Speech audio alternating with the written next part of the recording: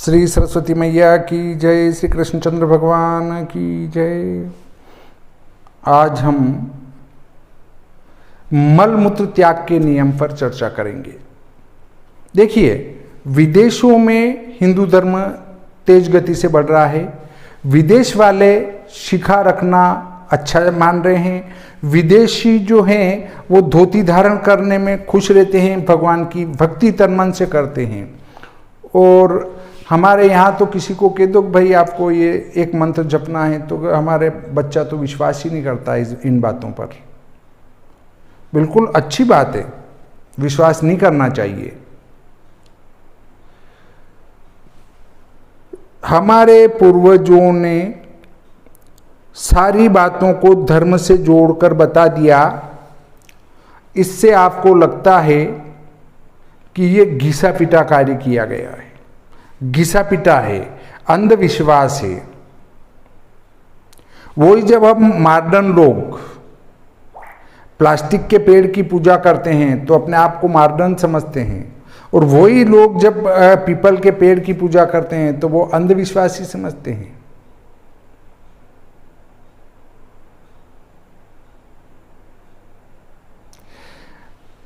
तो देखिए,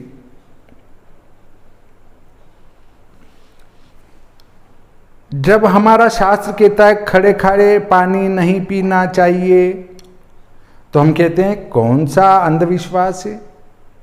और जब डॉक्टर कहता है कि खड़े खड़े पानी पीने वाले के घुटने कोई ठीक नहीं कर सकता है, तब कहते हैं बैठ के पानी पीना चाहिए। अरे तो भाई ये हमारा शास्त्र कई वर्षों पहले कह चुका है, हजारों साल पहले कह दिया खड़े खड़े पानी मत पियो, वर्जित है। तो वो तो चूंकि पुराणों में लिखा है इसलिए लगता है घिसा पिटा है, पर वो लोग पहले ही जानते थे कि आप खड़े खड़े पानी पियोगे तो आपके घुटने ठीक नहीं होंगे, घुटने दर्द करेंगे, इसलिए वो पहले उनने कह दिया था। पर उनको तो घिसा पिटा लगा।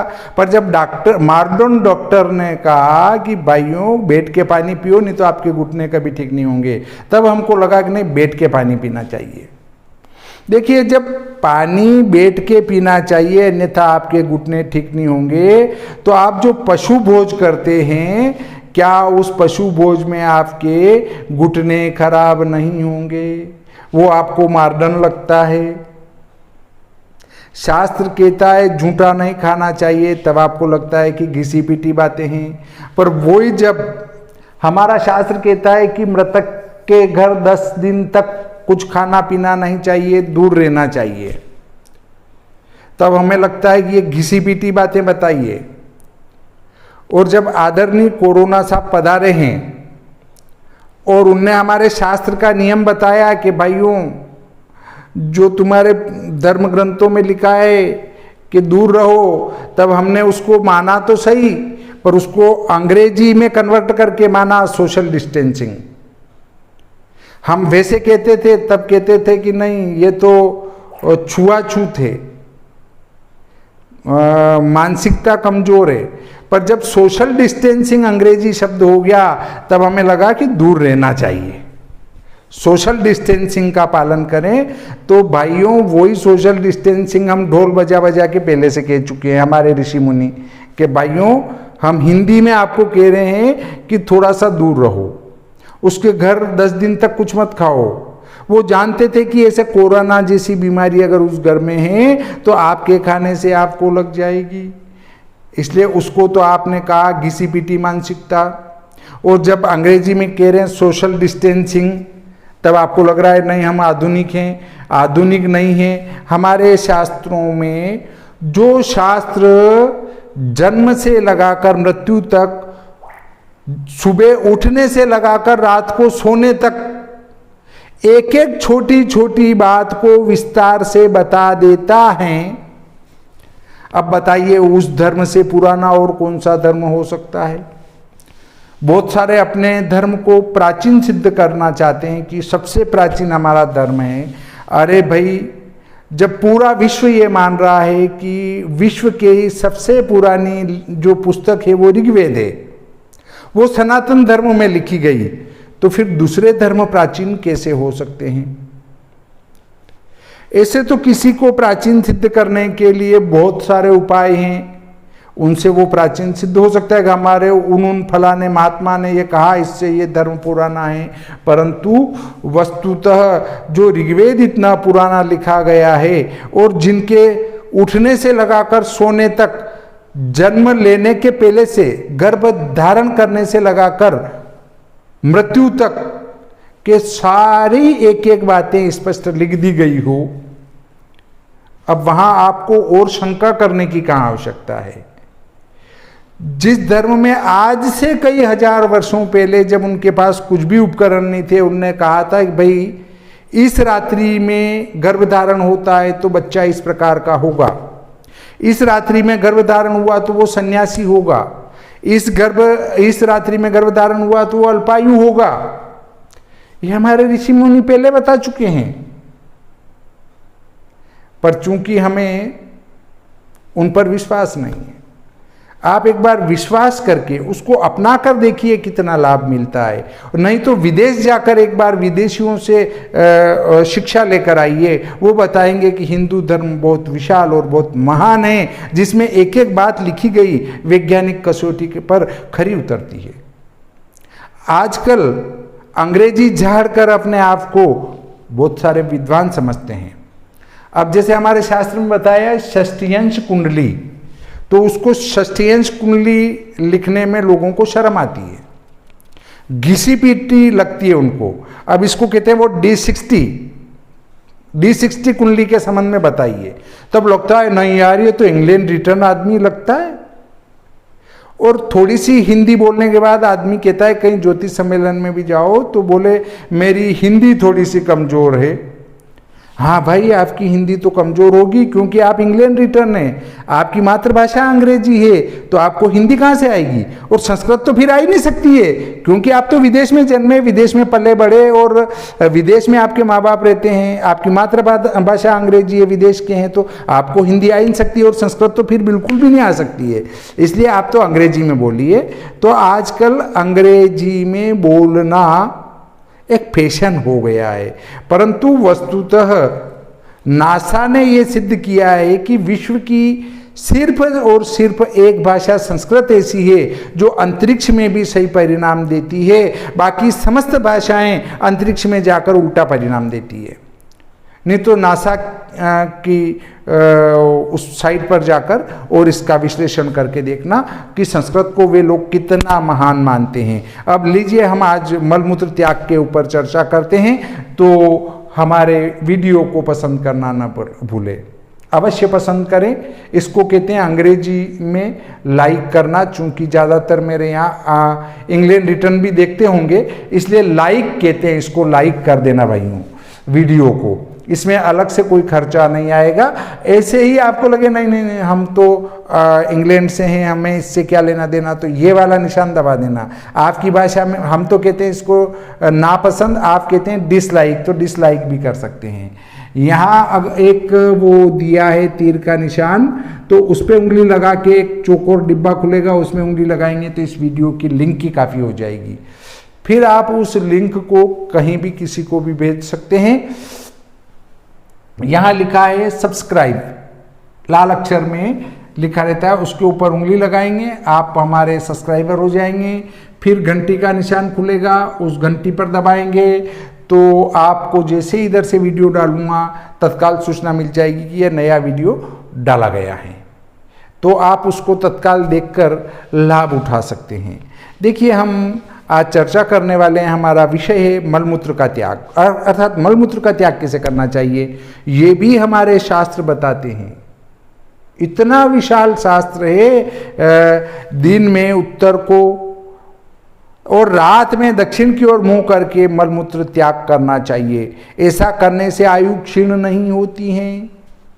दिन में तो उत्तर में मुंह रखें, रात में उत्तर में मुंह इसलिए नहीं रख सकते हैं क्योंकि उत्तर में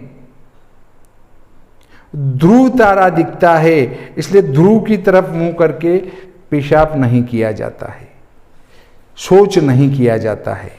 देखिए, कौन कहता है ये बात? उभे मूत्रपुरुषेतु दिवा कुर्याद् दुदंगमुख दक्षिणाभिमुखो रात्रो तथा ह्यायुर्न रिष्यते। महाभारत के अनुशासन पर्व में कहा है ह्येव मायुर्न रिष्यते। स्कंद पुराण ने कहा है उदंगमुखो दिवा मूत्रम विपरीत मुखो निशि कुर्वीता नापदी प्राज्ञो मूत्रोत्सर्गम च पार्थिव।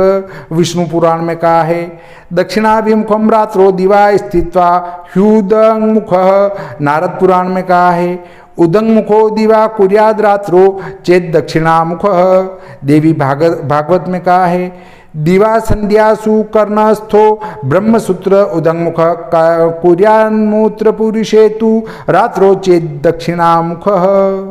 याज्ञवल्क्य स्मृति में और वादुल स्मृति में कहा है उभे मूत्र पुरुषेतु दिवा कुर्याद उदंगमुख रात्रो कुर्याद दक्षिणास्य एवं ह्यायुर्न हीयते। वशिष्ठ स्मृति में कहा है मूत्रोचार समुत्सर्गम दिवा कुर्याद उदंगमुख दक्षिणाभिमुखो रात्रो संध्योश्च तथा दिवा। मनुस्मृति में ये कहा है अहनि कुर्यात् चक्रन्मूत्रम रात्रो चेत दक्षिणामुख। कुर्म पुराण और पद्म पुराण में कहा गया है ये सिर को वस्त्र से ढककर मलमूत्र का त्याग करना चाहिए। शिरः प्रावृत्य वस्त्रेण तथा शौचम समाचरेत। पद्म पुराण के क्रिया योग में कहा गया है ये।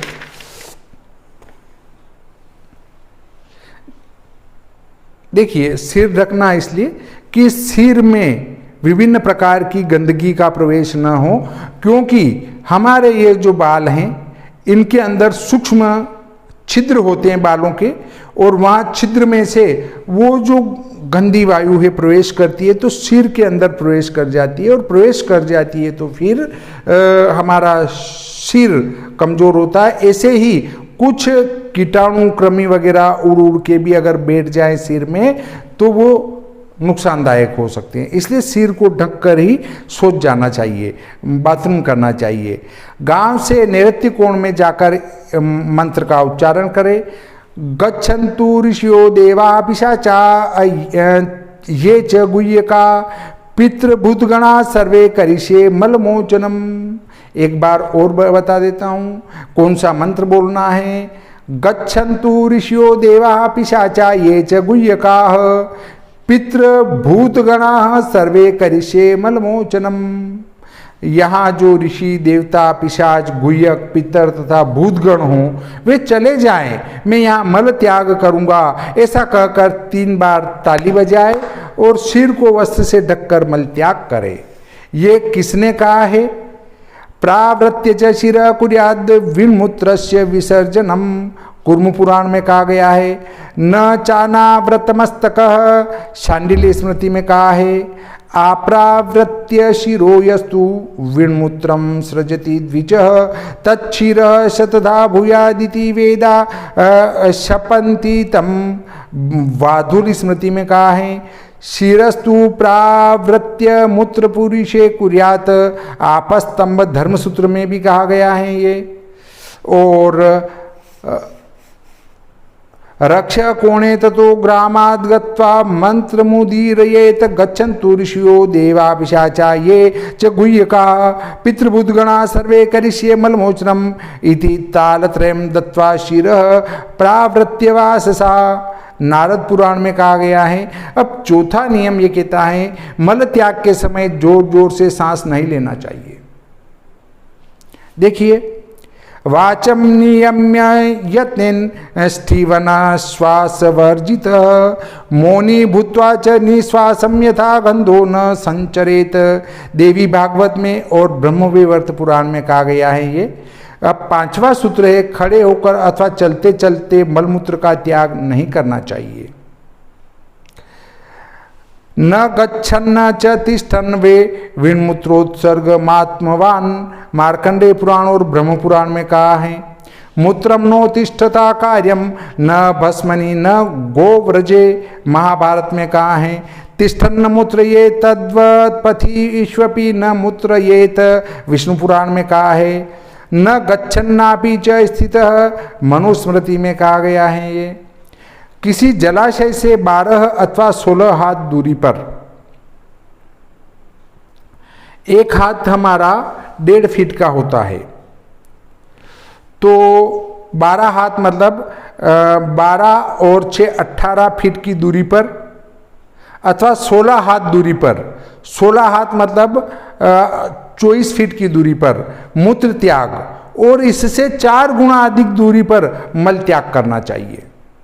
देखिए कि किसने कहा है ये, हस्तान द्वादश संत्यज्य मूत्रम कुर्यात् जलाशयात अवकाशे षोडश वा पुरुषे तु चतुर्गुणम।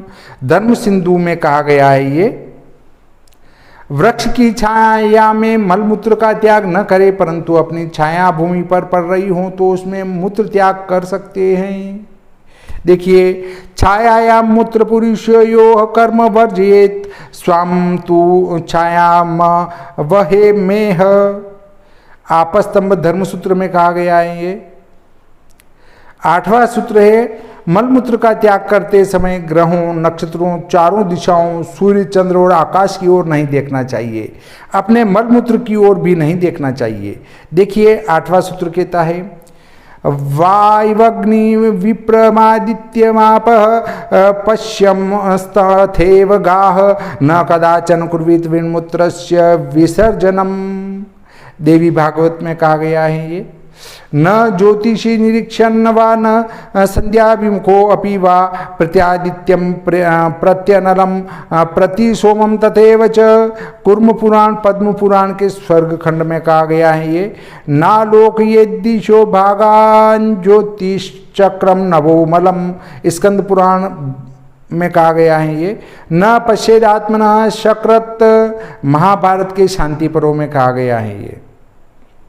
अब 9वां सूत्र क्या कहता है, देखिए, पेड़ के नीचे, कुएं के पास, नदी या जलाशय में अथवा उनके तट पर, गौशाला में, जोते हुए खेत में, हरी भरी घास में, पुराने टूटे फूटे देवालय में, चौराहे में, शमशान में, गोबर पर, जल के भीतर, मार्ग पर, वृक्ष की जड़ के पास, लोगों के घरों के आसपास, खंबे के पास, पुल पर, खेल कूद के मैदान में, मंच मचान के नीचे, भस्म राख पर, देव मंदिर में या उसके आसपास, अग्नि में या उसके निकट, पर्वत की चोटी पर, बांबी पर, गड्ढे में, भूसी में, कपाल, ठिकरे या खप्पर में, बील में, अंगार, कोयले पर और लकड़ी पर मलमूत्र का त्याग नहीं करना चाहिए।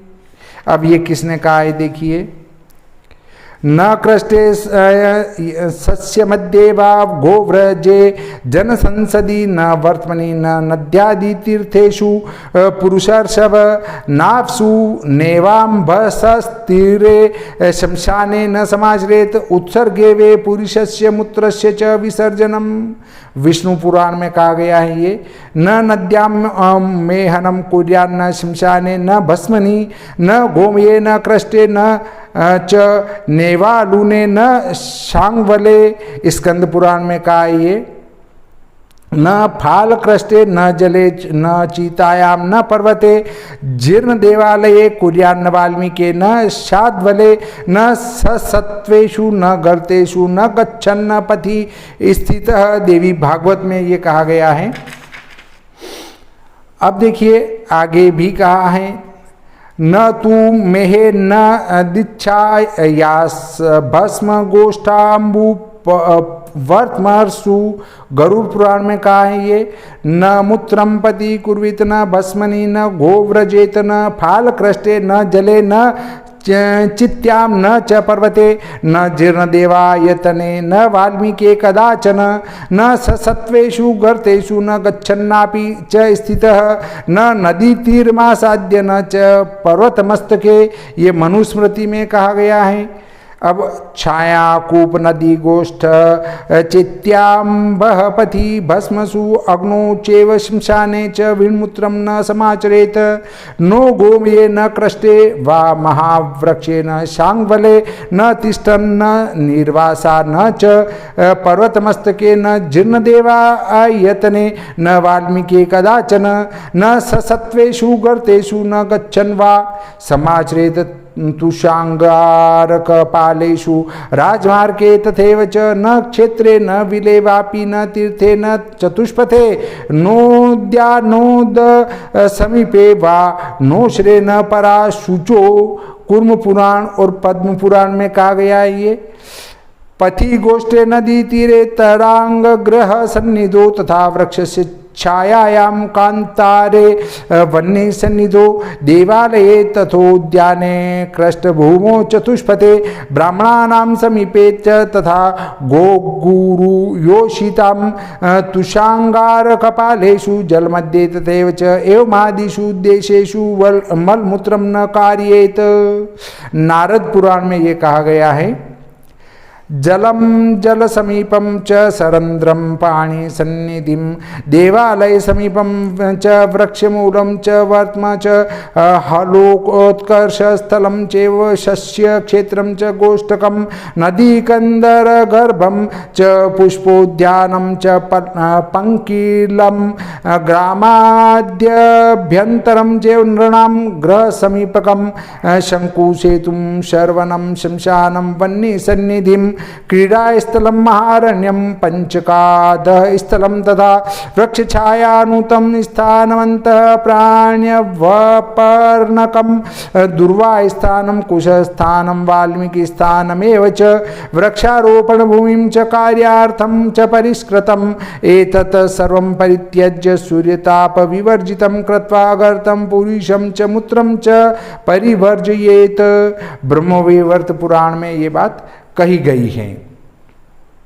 अगली बात पर चर्चा करते हैं हम।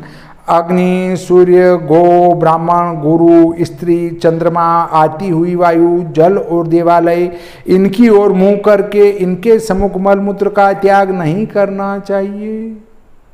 देखिए इसमें कितनी बढ़िया बात करी कि वायु आ रही है उसकी तरफ मुंह करके मलमूत्र का त्याग मत करो, नहीं तो वायु के वेग से वो सारे छींटे आपके ऊपर आएंगे, है ना। तो ये बात अच्छी कही गई है, पर किसने कहा है ये भी देख लेते हैं। न चेवाभिमुखे स्त्री नाम गुरु ब्राह्मण योर गवाम न देव देवालयो और पामपि कदाचन। पद्म पुराण के स्वर्गखंड में कहा है और कूर्म पुराण में कहा है।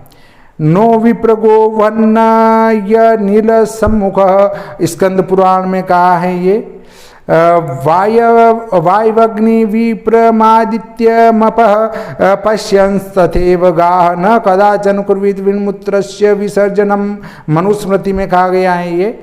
प्रत्यादित्यम न में हेत, महाभारत के शांति पर्व में कहा है।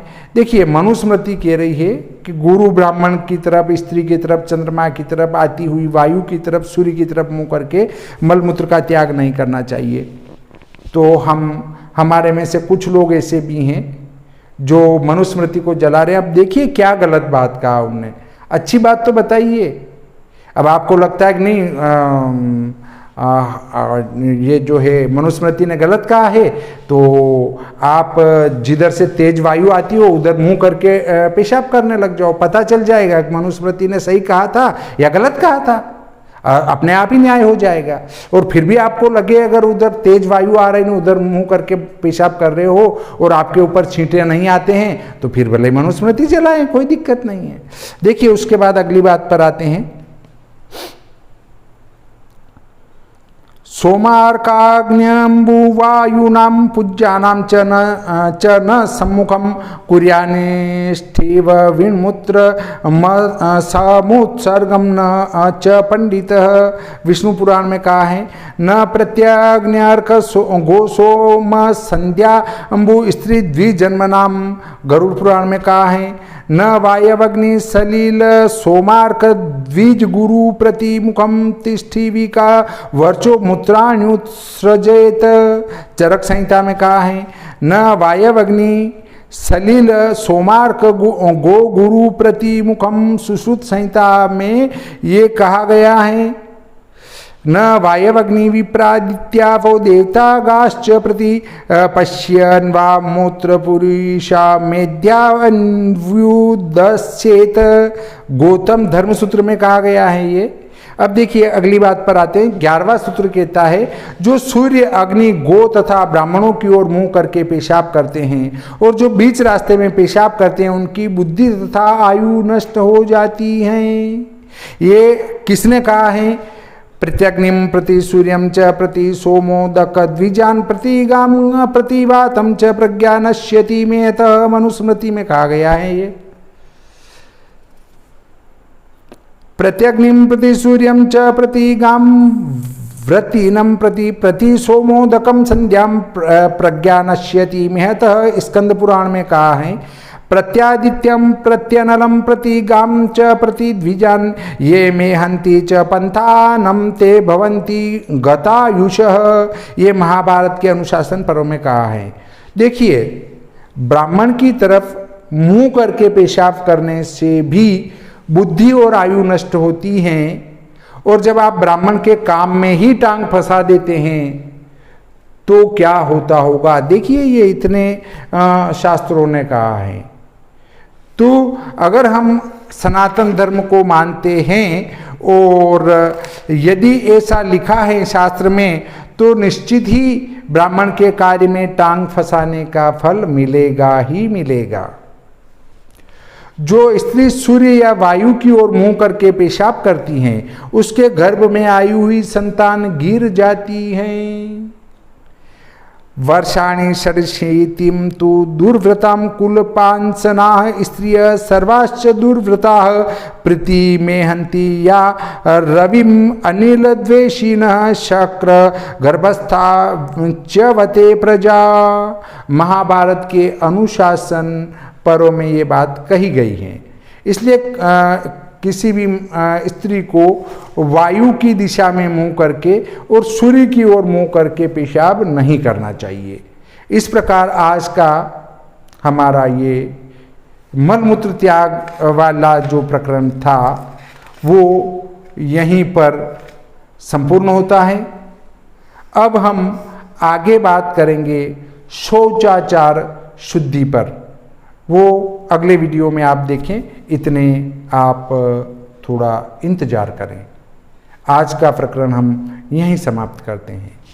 श्री सरस्वती मैया की जय, श्री कृष्णचंद्र भगवान की जय।